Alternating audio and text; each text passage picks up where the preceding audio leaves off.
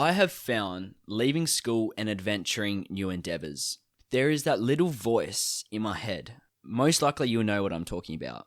And there's been times that little voice in my head has affected my self-belief in a negative way. This episode will allow you to be more self-aware and act as a reflection on your self-belief and your purpose. Hello and welcome back to the Growth Concept Podcast, where we explore personal growth, self-discovery, and the pursuit of your best self. I'm your host, Keone Upton, and in today's episode, we're diving into an essential topic, understanding self-belief and how it plays a role in finding and following your true purpose. Joining us today is the one and only Daniel Ellis, who previously jumped on this podcast to share his valuable insights on mental health and overcoming those mental challenges and being there for someone in need. This time with Daniel, we'll be exploring how Daniel is discovering his purpose by developing that self-belief system, transforming his life for the better. That's enough from me. Let's get into it. Enjoy this episode.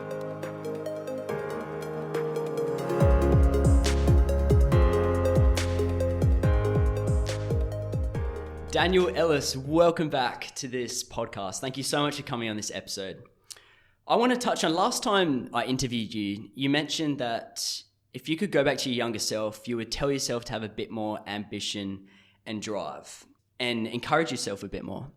I want you to elaborate on that. What does that mean to you? I think, because that's an example, I think, of motivation for younger males. And I think as a young male, growing up, there's many sort of distractions. And I think there's not a lot of awareness sometimes. Well, from my perspective, there wasn't a lot of awareness of what my core purpose was. I think if you don't know what your core purpose is, you find yourself, I think, distracted by externals and trying to seek approval from friends, or just, from a young male point of view, sometimes attaching yourself to substance use or just external things, but there's none of that internal self-belief. So I think from a young male perspective, if I was to go back, I find that I was too much of a people pleaser and just trying to seek approval from other people. I didn't really have awareness of what my core purpose was. And I think it's so crucial for any young males growing up just to know what their core purpose is and just commit to it. And what do you mean by distractions? Is this something you dealt with personally growing up? Like that constant distraction you were talking about? Well, I think as humans, we're always forward thinking, especially when you're young as well. You've got to know, because life is short, but you've got to have direction and knowledge of where you're going. And I think if you don't, it just leads to existential despair, where you're just hopeless, and I think depressed, to be honest. Yeah. And I find when you're in that state, when I say what I mean by when I think you're distracted, like I said, because you have no direction of what you want to do at your core. So, for example, some people maybe, they're distracted. There's different forms of distractions. I find that you can have people who are maybe people please, attach themselves too much to social relationships. Maybe a lot of young males, maybe they game too much, get distracted with gaming and there's no direction there. Other people maybe get addicted to substances or alcohol and things like that. And it's that immediate gratification because at their core, they're not fulfilling themselves because they're maybe not living their life purpose because maybe they feel there isn't a lot of purpose to life. But I think the beauty of it is that you've got to know what your core purpose is and live in accordance with it. And then that's your way of giving your gift to the world. With your high school transition, because last time you were saying that you felt somewhat isolated and a bit alone with high school. How did that go with that self-belief aspect? Like mentally, how did that go through your head? Yeah, from that point of view, I think when I sort of transitioned out of high school, I don't think I really had a lot of self-belief in myself. I felt I was quite I felt I was quite an isolated, introverted individual. And I think, the balance, I think that in terms of self-belief, is that balance between having those limiting beliefs on yourself and attaching yourself too much to those. What are limiting beliefs? Well, I think limiting beliefs are just these sort of beliefs that you don't have a lot of belief in your own capabilities to succeed. Right, okay, like I can't do that. Yeah, okay. Yeah, so having these thoughts of, I'm a failure, I can't do this, I'm nothing, or this person's so much better than me compared myself to them, I'm nothing. It's attaching yourself too much to those sorts of things. But I think to live a fulfilling life, you've got to have courage. And you've got to live on your edge a bit more in everything that you do. And I think it's normal to have doubt and limiting beliefs.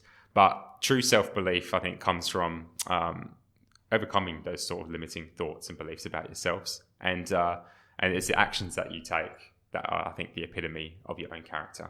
And that's what sort of I think when you overcome these self-doubts, I think that, and self-limiting beliefs, that's what improves your own self-esteem and your self-fulfillment of who you are, and it allows for more self-belief in your own capabilities and whatever you put your mind to. Yeah, very good point. What does self-belief mean to you, and why does it mean that to you? I would say, like I said, self-belief for me is having your own belief in your own capabilities to succeed. And like I said, it's always good to, I think, challenge yourself in whatever you put your mind to.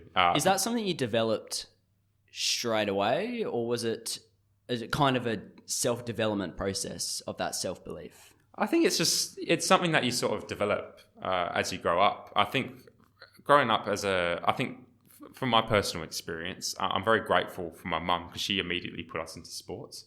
And I think the beauty of sports is that when you're doing, whether it's track or field, or whether it's team sports, whatever, I think it really does test your character. And I think from my personal experience, when you're doing any form of sport, you always have limiting beliefs, I think, on yourself as a kid growing up, and probably you've experienced it as well. Yeah, I mean, there's always that person that's performed better than you. Yeah. And I guess it's coming to alignment with being self-aware, like you were saying, this person may be performing better. Yeah.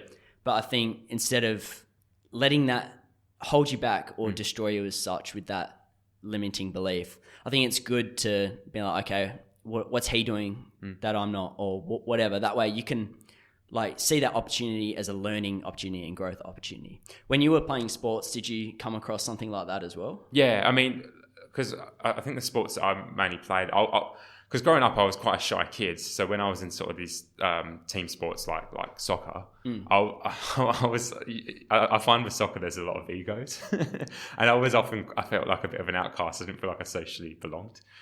So again, same thing like you said, you're always, as a young kid, or even as an adolescent, you're always comparing yourself with others. It's not a bad thing, because it's important to be competitive, but at the same time, I think in terms of self-belief, true happiness comes from self-acceptance as well. What do you mean by that? Well, I think from a perspective, if we go back to knowing what your life purpose is, I find that to live a fulfilling life, I think you should actually pursue a path that plays to your own natural talents, but also challenging yourself as well. Sometimes, because I'm sure we've had situations where we've tested ourselves in certain skills, and it's just not for us. Yeah. For example, I'm going to obviously keep trying in swimming, but my ankle flexibility when swimming is terrible. What does ankle flexibility mean? Because you're in water, you just kick your legs right, and it's like that? Well, it's just your ability to sort of point, I think, your toes, and my ankle, it doesn't point at all. Okay. And sometimes, and personally as well, I think working in the disability sector, some people are genetically born with a disability, so they're not able to perform to the standards of other people. And I think it's important that you develop your own insight of your own sort of, for example, from an academic point of view for young males, there's many young males that have, say, ADHD or autism, and that could really impact their ability to learn or focus on in a learning environment. And I think having acceptance, I think, for example, if there was a young male that had ADHD, I think having acceptance of that, but at the same time, having awareness that you shouldn't let the disability, say, for example, ADHD, hold you back. I think accept it, seek the help that you can get, but also challenge yourself as well, and find the right mentors in whatever path you sort of set yourself to. I think with touching on the team sport thing as well, with staying humble, I feel is so crucial. With the whole team sport thing, what would be a few points on staying humble, if that makes sense? Like, what sport have you excelled in lately? Has it been running, swimming, or something? Yeah, mainly sort of triathlons. That I've been committing to. But I do agree. I think, because you're taking up boxing now, and I think that character of staying humble is crucial. Yeah. Because being I think with when you look at say these a lot of these athletes, especially in combat sports, they're always trash talking leading up to the leading up to the fight. But then afterwards, I think you often see that respect and that modesty and humbleness. I think after they have their fight, and it's really, I think, good representation of their character. So. I think even like self-awareness, staying humble is a big aspect. Yeah. I feel in self-awareness because, for example, when I picked up boxing, I was that first class. I was like, oh yeah, I know how to do it. I'm like strong. I run all this, and a voice in my head was like, blah blah blah. Stop the bullshit. Yeah. First time punching, I was like, oh, okay, this is kind of tiring. Yeah. Like not even 30 minutes in, I was like out of breath, on the floor, like, oh God. I think definitely having that humble moment is so crucial with staying self-aware and even following your purpose and passion, whatever that may be, because there's always going to be someone more experienced, have more knowledge than you. And I think being open to that knowledge, willing to learn and accept that, being open-minded is a big crucial part of that learning period, that switch, if that makes sense. Yeah. So with your self-belief and at this stage in your life, your purpose, how do you live in accordance in that right now? I think living in accordance with your self-belief, I think, is living with courage, perseverance and integrity. And so I think with courage, I think what's the opposite of courage is probably cowardice. And I think when things get hard in whatever we set our minds to, we have a tendency to sort of avoid, I think. Right. But I think courage and perseverance in knowing what our purpose is and not avoiding challenges, like seeing the challenge as a test of your character and trying to overcome that challenge is epitome. It's like a bicep curl for your belief system of yourself. So it enhances your self-belief and things like that. And look, if you fail, it can certainly hurt, your self-belief. How do you apply courage to your life? Courage, I think just having awareness of what I'm scared of. I think sometimes, fear and anxiety, some people view it as a bad thing. And look, sometimes I let fear get the better of me in certain situations, and I still do, and I've got a lot of learning to do. But fear's not a bad thing. And I think true self-belief is when you overcome that fear and have awareness of fear and challenge it and really overcome it. And it could be in anything, whether it's in health or fitness. If you're a young male, wanting to become a boxer, you're trained, having your first fight, there'll be a lot of fear there, but it's about overcoming that fear. Even if it's in your professional sense, if you're studying to be a doctor and you've got your first prac exam, whatever, there's going to be a lot of fear there, but it's enduring it and overcoming it that really is important for your self-belief. And it's just, you've got to embrace it. You've got to embrace suffering and the hard stuff in life, because that's where your character is tested. And like I said, we have a tendency to avoid challenges sometimes. It's a natural response, and that's okay.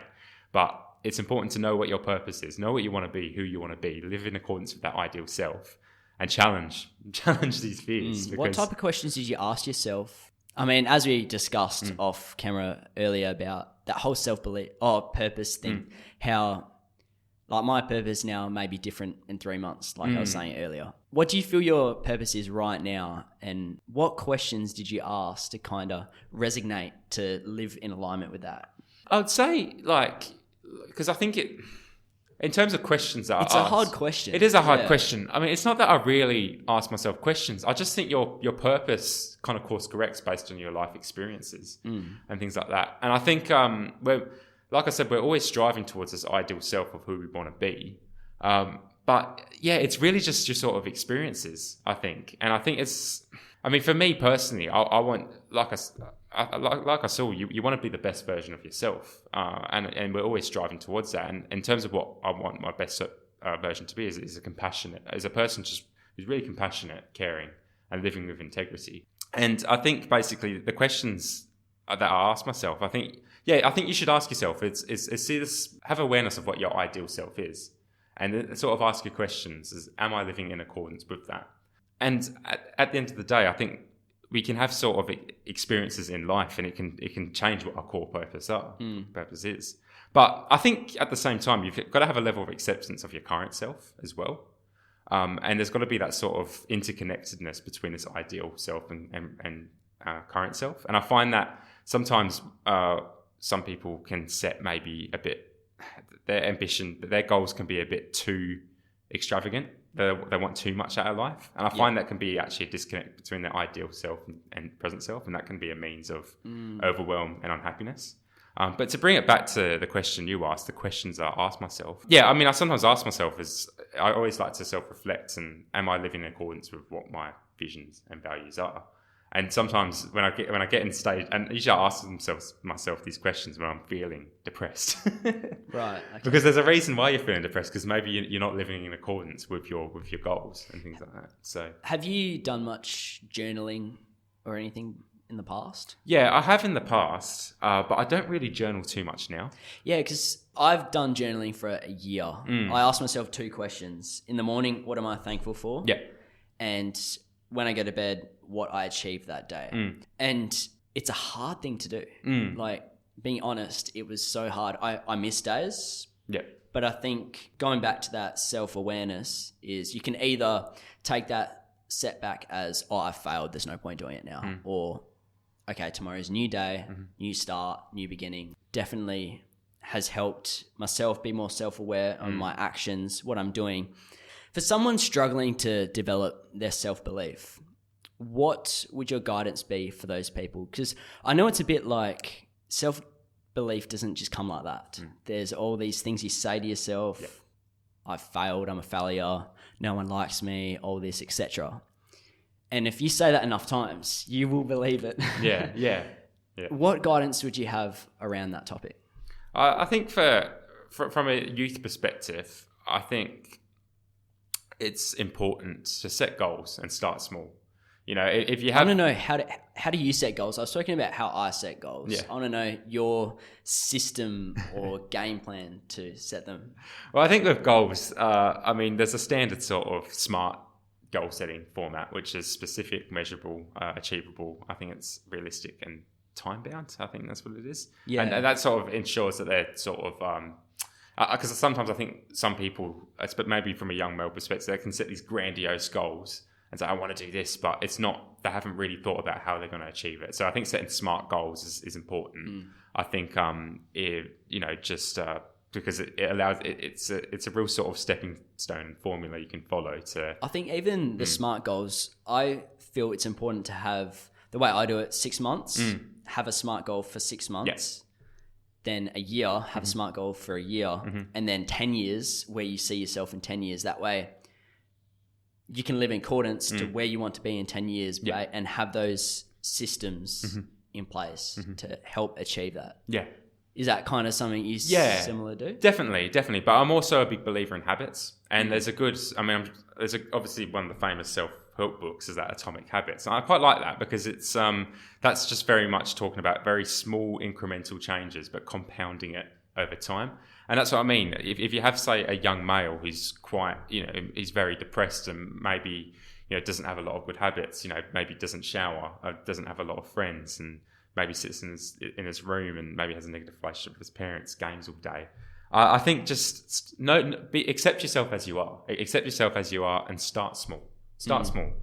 Someone like that, if he's quite a messy, if you have a young male who's quite messy, just start small. Make your bed every day. Set that your goal for the week. And then, or have a shower. Have a shower for the whole week. And then, once you've achieved that, great. Celebrate your success. Make it 2 weeks. And just build from there. And I think it's important to just set these little healthy habits, and they'll compound over time. And it'll feel good. It'll feel rewarding. You'll feel a hell of a lot better than, say, if you say you've showered, every day for the past 2 weeks, you feel a hell of a lot better 2 weeks. Well, compared to what you did 2 weeks ago, put it that way. But at the same time, I agree. It's very important to, I think, set these medium to long term goals as well, because that allows for direction of where you're going. But at the same time, you can't underestimate the power of habits as well, because what are habits to you? I think good question. God, how would you define habits? Habits, I would say, are sort of habitual behavioural patterns that we do day to day. I reckon you've defined that pretty well. Because we have good habits and we have bad habits. I mean, if I name my bad habits, I bite my nails and still pick my nose. But at the same time, you got good habits. You have good habits. Meditate every day, exercise every day, and or journal and things like that. Or it's. But at the same time, I think the whole thesis of that James Clear Atomic Habits books is try your best to increase your good habits, but then reduce your small habits, and have awareness of what the cue is. Because habit starts for cue, a craving, an action, and then I think a reward. Reward, yeah, that's it. Yeah, I was thinking about that. And that's what reinforces habit. Really, is that positive reinforcement, I suppose. Yeah, right. So for someone who may be struggling with self-belief, look into solid goals and habits. What other things do you reckon someone should consider if they have that negative self-belief over a period of time? Support, emotional support from either friends, family, or any form of social group. It's so important. Like, just that interaction with people. Oh, it's so important. It's crucial. Like, you can't go. I don't care who you are, but you can't go about life alone. You can't. We're social animals, and I think it's so important that we feel we have a sense of belonging and our loving needs are met. And I think I learned in psychology, I'm a big believer in Abraham Maslow's hierarchy of needs. What's that? So it's like a pyramid. So you have your physiological needs at the bottom. So that's basically your hunger, thirst. And then you've got your safety needs. So your home environment, and having shelter. Then I think it's your love and belonging needs, where you feel a sense of belonging in your social group. And then you've got your self-esteem. So that's obviously your self-belief, having that belief about yourself. And then you've got self-actualization, where you feel that you've reached your full potential. And then you've actually got another one above that, and it's called self-transcendence, where you feel that spiritual connection towards, I think, to everyone around you. Right, I feel like that could be an endless chase. Yeah, I know. So it's, but that's Maslow's hierarchy of needs, and I think the whole premise of it is that you're living towards your full potential. Really. So yeah, very good point. So look into that support network as well. Yeah. I think if you want for behaviour change to occur and to have self-belief in yourself, you've got to have social support around you. Because if you fail, it's blooming hard, because it's you're going to self-reflect and you're going to be hard on yourself. But it's very important you have these people that can put your arm around you and say, I failed you, mate. Life's hard. You've done your best. Just go again tomorrow. Yeah, it's one of those things. Like that constant push. Yeah. Yeah. So how has self-belief impacted your areas? From coming out of school, you were saying that you lacked self-belief, and that transition out of school to where you are now. What has been some key points that you've realised with self-belief? I think, with self-belief, it's some points that I've realised. I think you've really just got to put yourself out there, if that makes sense. Yeah. And how did you put yourself out there? I'm still learning. To be honest, Kiani, there's still many times I lack self-belief in myself, and I think that's normal. And if we bring it back to Maslow's hierarchy of needs, I sometimes don't feel like I'm living towards my full potential. I sometimes, I think, fall a victim to settling into comfort a bit too much. And I think I've got to learn to be a bit more courageous and in what I set my desire to. And I think to bring it back to the question that you said. So what was the question again? It was how has self-belief impacted different areas in your life? Oh, different areas. Yeah. Even from like that transition in school, what areas of your life did that affect to where you are now? Yeah, I think really it's just for me, just situations where you've challenged yourself. Like from my perspective, just little things like from a health and fitness point of view. I mean, from swimming, did the Boston Jetty swim, which was 3.6 Ks, and you go around, and you go around the jetty. I'm still not a good swimmer, but it's obviously you're overcoming a lot of self-belief when you're doing it, and that fear as well. Yeah, exactly. And when things get hard, you've got the negative thoughts come in, but when you overcome that, it's a good feeling. Like I said, it's a bicep curl for your self-belief. And personally, for me as well, like I'm quite introverted, so sometimes in social situations, I kind of settle for keeping to myself a bit, and I think. What I love about, just working in a role that's quite person-centered, it allows you to be social and I think compassionate in helping other people as well. And it's, but in terms of, I think, living in accordance with self-belief, it's really just sort of taking action in challenging yourself in things that you feel that you weren't capable in, and really overcoming that. And it's a learning process. There's many times where I think self-doubt will get the better of you and things like that. But it's really a true sign of resilience, I think, is when you failed and you've come back and you've overcome that real self-belief about yourself. But in terms of situations, it's really just little things like with health and fitness, it was hard doing a half Ironman and got that done. How many Ks is that again? So I think it's a 1.8k swim, 90k bike, and then 21k run. So overcoming self-belief there was a lot, and just other things as well. Like in my work, when you're helping people with a mental health problem, for me it's different because that's a belief in them. Yeah. And at the same time, it is self-belief because it's a situation where, you might not have a lot of belief in yourself that you have the capabilities to help them. But it's quite rewarding. Very good point. With your work, I imagine you would have some people that have no self-belief. How do you go about that transition process? Because it's not rapid, I can imagine. Like, how do you just be there for someone, be that support system like you were saying? Well, I think to be a skilled helper, it's a skill in itself. And like I said, you can't really help other people if you can't help yourself.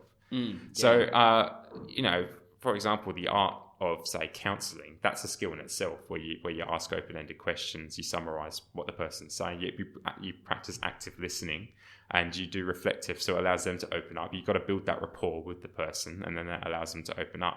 And even from a helper's standpoint, you might have, from a counsellor's perspective, in the counselling or helping framework, the counsellor might have a lot of limiting self-belief, saying, I don't know whether I can help this person. But it maybe is quite rewarding when you've actually built that rapport with them. And for example, you've got someone with a mental health problem who, has that low self-esteem of who they are and maybe doesn't feel they've got a lot of purpose in life. But your role is to really sort of help them. And it goes back to this argument of having a good support network around them. And I think it stems from having that support. And in a situation like that, say, if you've got someone who does, say, in this context, lack self-belief, it's quite rewarding when you have the helper who has a lot of capabilities to help someone. And that allows basically, I think, a relationship to blossom, and you're really sort of putting your best foot forward to help that particular person who is in a state of even distress. this conversation right now, I definitely underlooked the support system for that self-belief. Like, being around those people that believe in you can make that big difference. So that's one thing that has resonated with me with this conversation, which I feel is super important. Especially for youth as well, for young males. It's so important. So even like self-belief and even confidence, like I've spoken about in other episodes, I feel like young individuals lack it so much because on all the bullshit that's out there on the media that we're consuming daily. And that's what I mean about distractions, what I said at the start. I think that's an example of just things that we see on social media and things on TikTok, YouTube, whatever. Yeah, that's a whole series of episodes. And that's what I mean. Yeah. I think if you have any young person who doesn't have a core purpose, they can be completely distracted by just the things that are out there in the world. And even a false purpose. Yeah. Like, that Lamborghini's nice. That's my purpose, to drive a Lamborghini. Yeah. Well, I think, I think for someone like that, their core purpose is that they're driven by materialistic status, things like that. But I think it's very important to be value driven and purpose driven, and know what your values are, and and do what you can to live in accordance with them. And for me, that's an internal way. It's more of an inside out way of living than an outside in. And I think these people who are very sort of, maybe these people who are inspired by that Andrew Tate bloke. Oh, yeah. yeah. But for me, that's someone who's maybe very driven by status and material gain. But I think it's you're more a person of integrity, I find, when you know what your values are. Yeah, because Andrew Tate took off when I was in high school. Everyone wanted to be like him and stuff. This is going to be a super controversial question. Yeah. I'm going to ask it anyway. Okay. What are your opinions on his teachings? Because I got a lot out of what he said to an extent with self-respect. But when saying that, he's said some pretty questionable things on self-respect. That's like, hold on, what's going on here? Do you think his message is kind of valid for the younger males? To be honest, I don't really know a lot about Andrew Tate, but he's had a lot of controversy, hasn't he? Yeah. I mean, what was he? Did he sexually abuse someone? Or? Yeah, he's been accused for countless things. Yeah, I mean, again, whether it's true, I don't know. Yeah, that the media seems to portray a lot of people. Yeah, it depends. I'm sure he's not a bad player. I don't know the guy. Yeah, exactly. But at the same, it's credit to him. He's made a good life for himself. I think he came, didn't he? He was quite a shy, nerdy kid when he was in school, wasn't he? He's made a life for himself online. And how did he get big? Like, what was his? I don't know. Well, the way I've listened to a few of his podcasts, and the way he made his wealth was like through boxing. He started out. He was like a champion boxer, like Muay Thai or something. Yeah, and then he started business in like cam girls or something. Yeah, I don't know much about that, and then that made his first million, and then he just grew from there. I don't know. I think his controversy is what separated him. Like, he would say how it is. Yeah. He wouldn't care. Yeah. On the backlash he would get. I think that's what definitely put the spotlight on him. Yeah. If that makes sense. Well, I think because he's a real alpha male, isn't he? I think that's maybe There's why. authenticity behind it, what he says, even if it's so effed up. Yeah. Like, it's like, Jesus, man. But I guess from a bloke's point of view, you're always, I don't know. It's just that he's probably quite a masculine sort of alpha male. And even that. Yeah. So his views on self-belief is so important with, if you're not happy with yourself, go to the gym, do exercise, eat well, look after yourself, reflect. That alone, I got something from that. Yeah. I went to the gym, got in better shape than what I was, started running, and all that growth compounded to where I am now, pretty much. Yeah. Like, I'm not basing my values off him. I'm not saying that. Yeah. It's more the fact that some of his lessons was like, interesting. Yeah. That perspective's different. I understand. But I think in my opinion, it's a very ego-driven way of viewing life, and it's great. I mean, if that's how you want to live your life, that's great. But I find you quite. I do value compassion, and What's compassion? So compassion for me is really having the motivation to help other people, and things like that. And to be a compassionate person, you've got to have empathy and things like that. Because you can truly see that in the work you do as well. Yeah. Oh, it's important because I find that, like, you find if you're a compassionate person, you feel connected with people around you because you have this desire to help people. And some people have lived hard blooming lives, and it's very rewarding when you help them. But I think from a perspective of, say, Andrew Tate, it very much, these people who maybe are very ego-driven, it might feed narcissism a bit. And don't get me wrong, I think these sorts of people, they can maybe, pursue, success and whatever they put their mind to, become a CEO of a crazy business, whatever. And, from an outsider looking in, credit to them. But at the same time, I think when you become quite a narcissist where you're very ego-driven, you're actually at risk of being quite disconnected, even if you achieve a lot of material success, because I think you're so attached to your own ego that you're not actually connected to the people around you. That's just my opinion. And just being present as well. But I could be wrong. Who knows? Maybe Andrew Tate, maybe he's I don't know. I don't really know a lot about the guy, but maybe he's a compassionate guy. I don't know. So. Who knows? So with you developing your self-belief to where you are now, and it's going to be a constant evolution for everyone, even myself. Has that made your purpose a little bit clearer on where you are right now? Yeah, I think going back to I think self-belief, because I think from young males, we're very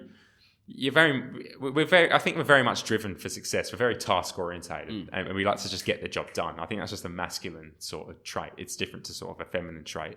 But I don't know. I find when you bring it back to, do you ever find, like, with some people, you hear the stories where they really commit to something and they reach the top of the mountain and then they feel, I don't know, they feel a lack of meaning, I suppose. Yeah, with having that solid why on why you're doing something, no matter what it is, always have a why. I've found, even with all this podcast stuff, like doing a lot of reflection on that, like, got to be driven by my why, because that when I get to the top, that's my why. I'm not driven by anything that comes down the line, if that makes sense.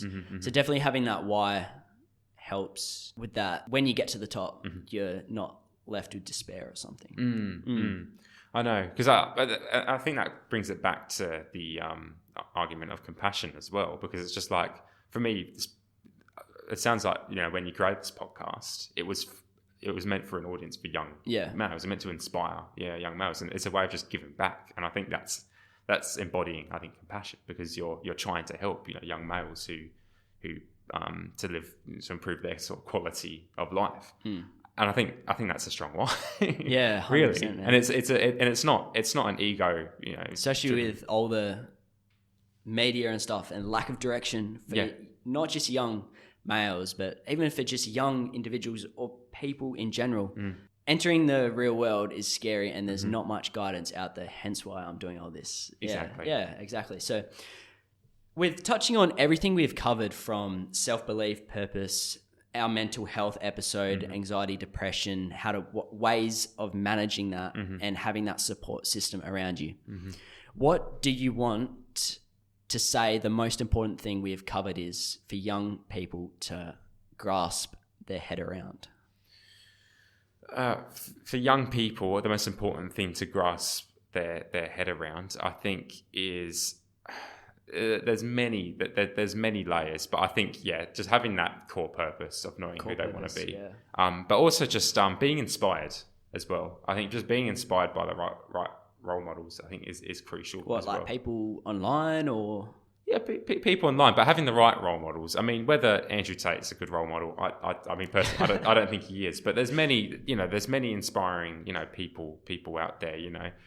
Maybe from a business point of view, I know I don't know much about him, but there's that Simon Sinek. I know he's quite, he's inspired quite a lot of people. And who knows, people that maybe want to go into tech, they could be inspired by Mark Zuckerberg or Bill Gates, or maybe if these people want to go into economics, they're inspired by Warren Buffett. People that want to go into science, they could be inspired by, I think, that Andrew Huberman. From a podcast point of view, you can be inspired by Joe Rogan. Yeah. So having these good role models, I think they're good role models as people. So having, I think, role models is important, because that kind of lives in accordance with who you want to be and setting. Who would you say inspires you? Oh, that's a good question. I mean, it's pretty broad with having fitness and obviously mental health and business life.